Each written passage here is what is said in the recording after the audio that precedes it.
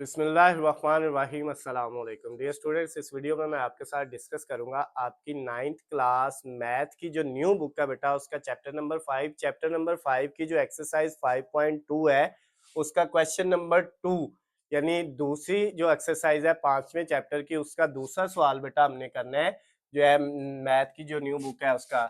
इसमें बेटा हमारे पास ये जो आपकी वैल्यू दी हुई है क्वेश्चन के अंदर और इसमें क्या कहता है कि ये एक फंक्शन है f of x y x plus 3y ये फंक्शन है और मालूम क्या करना है, मालूम ये करना है बेटा कि ये इसकी वैल्यू मैक्सिमम कहाँ पे होगी, ये फंक्शन मैक्सिमाइज किस पॉइंट पे होगा, किस नुक्ते पे ये फंक्शन मैक्सिमम होगा।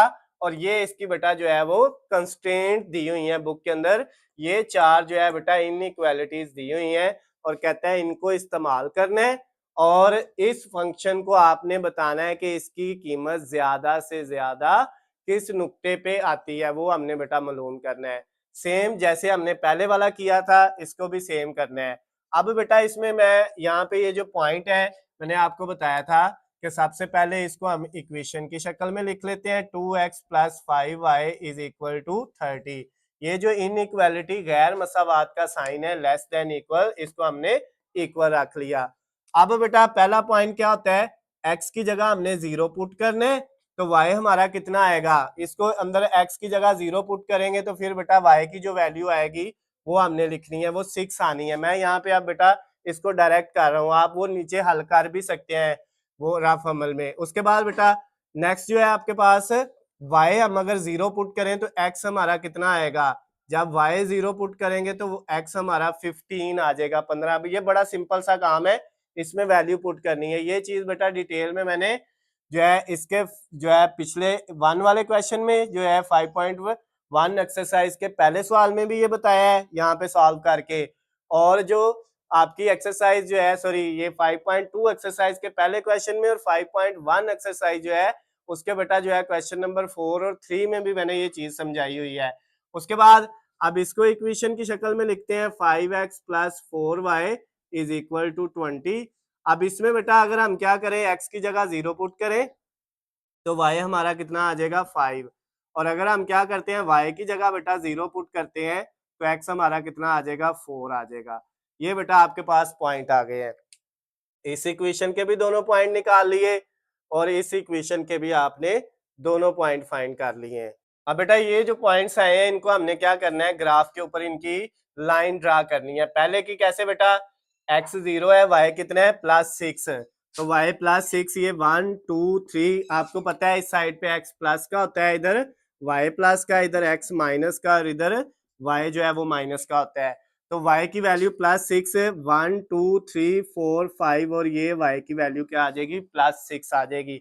उसके बाद आपका x 15 है 15 है और y 0 है यानी x 15, तो ये बेटा इनको काउंट करें तो ये मैंने ये वाला जो पॉइंट है ना ये 15 लाइंस यहाँ पे पहले लगाई हुई हैं।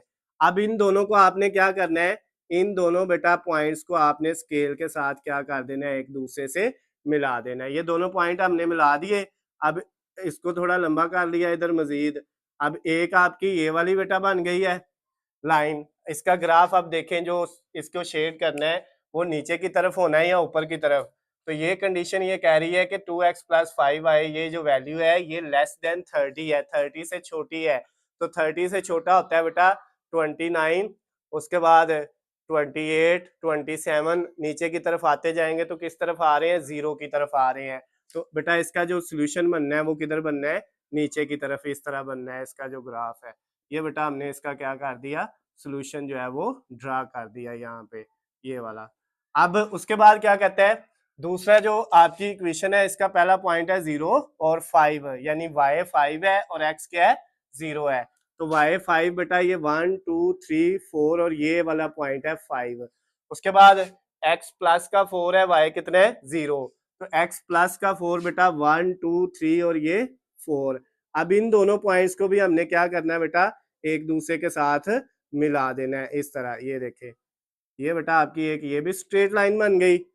अब आपके पास जो है इसका जो बेटा आना है सोल्यूशन वो किस तरफ होना है उसको भी देख ले जरा। कहता है 5x प्लस 4y ये जो रकम है ये लेस देन 20 है, 20 से छोटी, तो फिर बेटा 19 यानी 19, 18, 17, उसके बाद इसी तरह 16, 15 किस तरफ आ रहे हैं, जीरो की तरफ।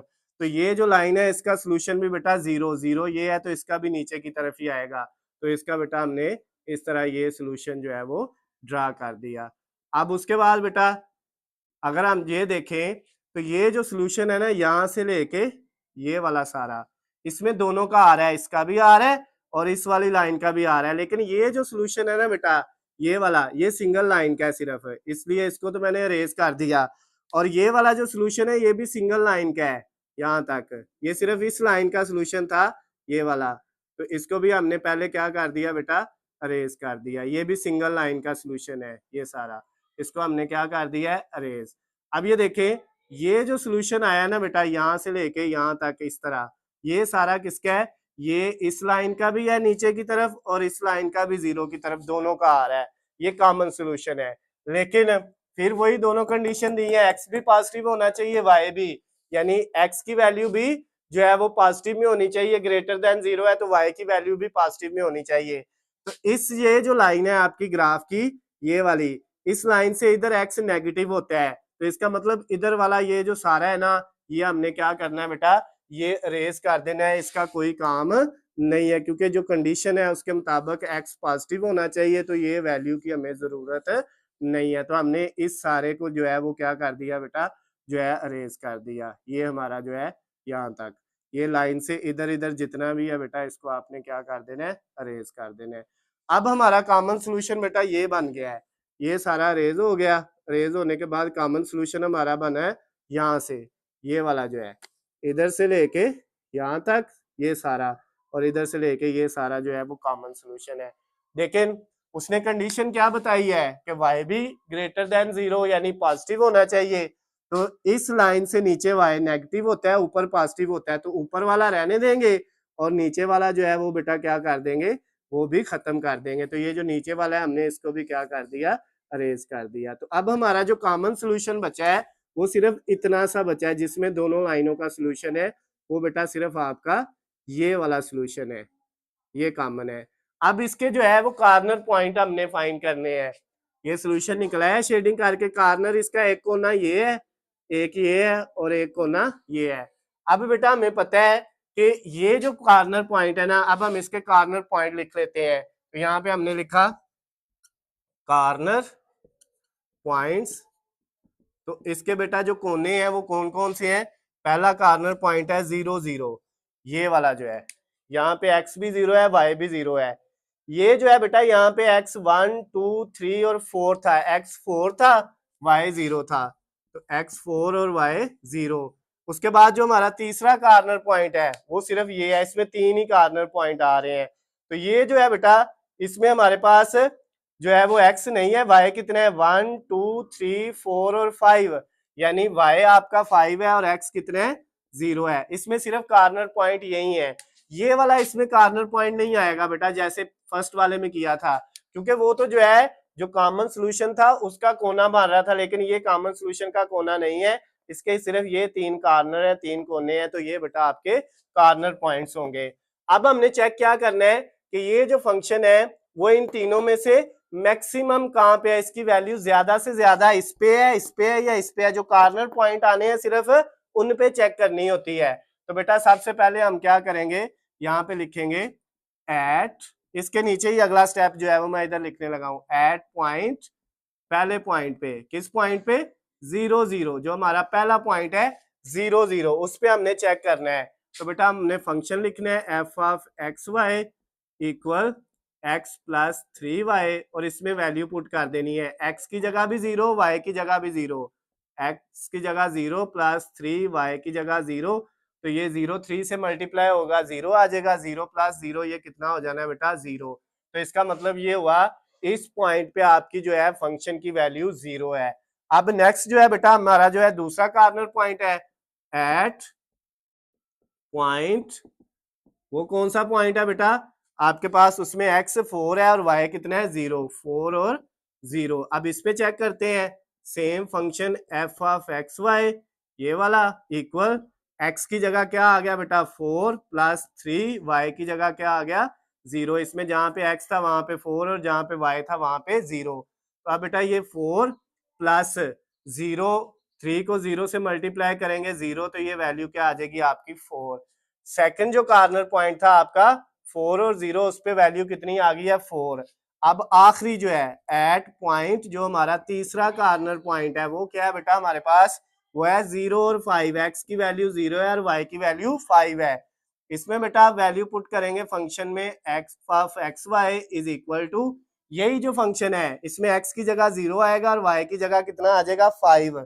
x की जगह 0 प्लस 3, y की जगह 5। तो 0 लिखने की जरूरत नहीं है बेटा, 3 को 5 से मल्टीप्लाई किया तो कितना आ गया 15।